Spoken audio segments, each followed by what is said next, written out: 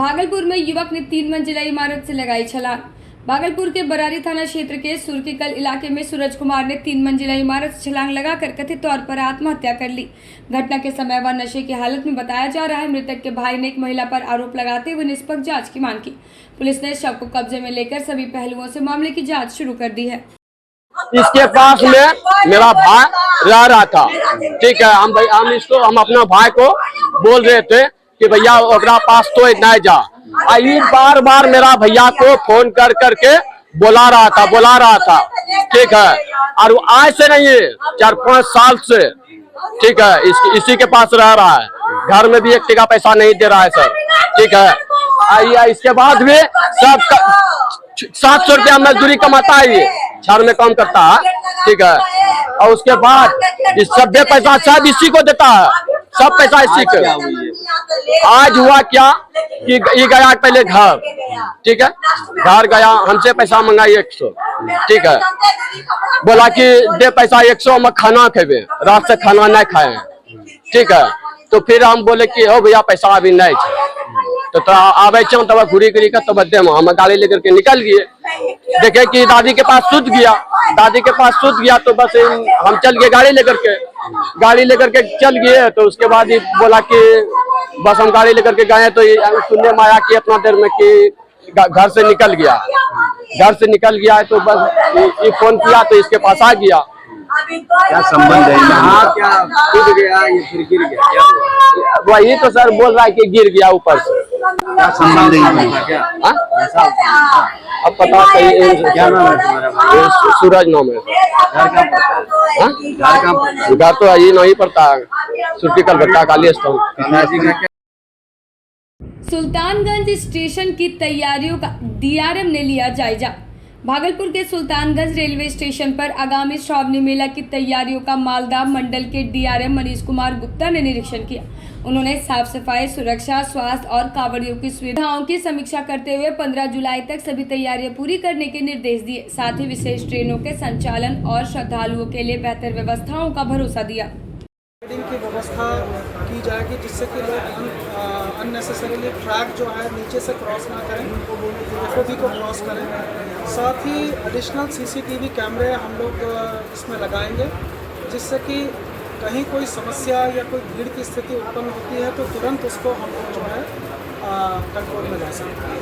पश्चिमी छोर में सर कुछ ना कुछ घटनाएं सर होती रहती है। टॉयलेट के रेलवे जाने के बाद प्लेटफॉर्म नंबर 1 से जो आदमी पीछे तय जाता है, उसके लिए सर क्या उपाय रहेंगे पश्चिमी छोर? वहाँ पे जो है पोस्ट जो है वो एक्ट किए जा रहे हैं, आरपीएफ अपना देखेगा। और वहाँ पर भी हम लोग अपने जो आरपीएफ और जीआरपी के जो जवान हैं वहाँ पे तैनात करके रखेंगे, जिससे कि इस तरह की कोई घटना ना हो। प्रकाश की भी समुचित व्यवस्था की जाएगी कि अंधेरे की फ़ायदा उठाकर कोई उसका फ़ायदा ना उठा ले। और जैसे मैंने कहा सीसीटीवी की अरेंजमेंट की गई। अच्छा, आज के भागलपुर और सेवा विस्तार की मांग पर अतिथि शिक्षकों का 7वें दिन भी प्रदर्शन। तिलका मांझी भागलपुर विश्वविद्यालय में अतिथि शिक्षकों का धरना 7वें दिन भी जारी रहा। शिक्षकों ने थाली चम्मच बजाकर बकाया भुगतान और सेवा विस्तार की मांग उठाई। प्रदर्शनकारियों का आरोप है कि करीब 70 शिक्षकों का भुगतान लंबित है। चेतावनी दी गई कि मांगे नहीं मानी गई तो आंदोलन तेज करते हुए विश्वविद्यालय कर्मियों से भीख मांगकर विरोध जताया जाएगा। क्रिया के बावजूद हम लोग 11 महीना तक सेवारत रहे और 11 महीने के सेवा काल के बाद हम लोगों का भुगतान नहीं हो पाया। तो आज हम लोगों ने विश्वविद्यालय प्रशासन को जगाने के लिए इस थाली और प्लेट के सहारे को लेकर के मैंने प्रयास किया है कि कम से कम हमारी आवाज विश्वविद्यालय के कानों तक पहुंची। अब हम लोगों के प्लेट में रोटियां नहीं रह गई है, पेट भूखा हो चुका है। यहाँ तक कि 15 माह बीत चुके हैं और एक फूटी कौड़ी नहीं मिली।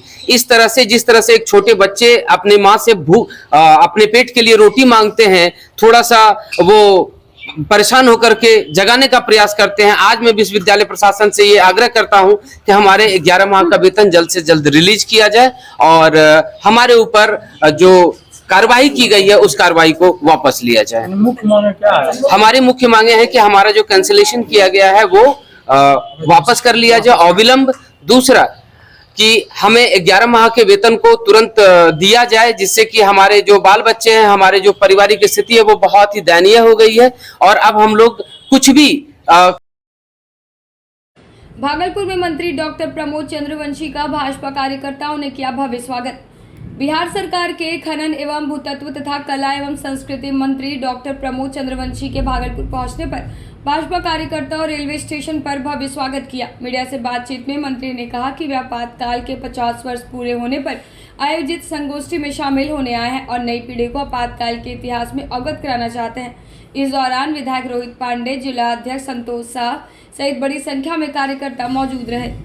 भागलपुर आए हैं जी, जो आपातकाल लगा था उसका 50 साल पूरा हो रहा है जी जी।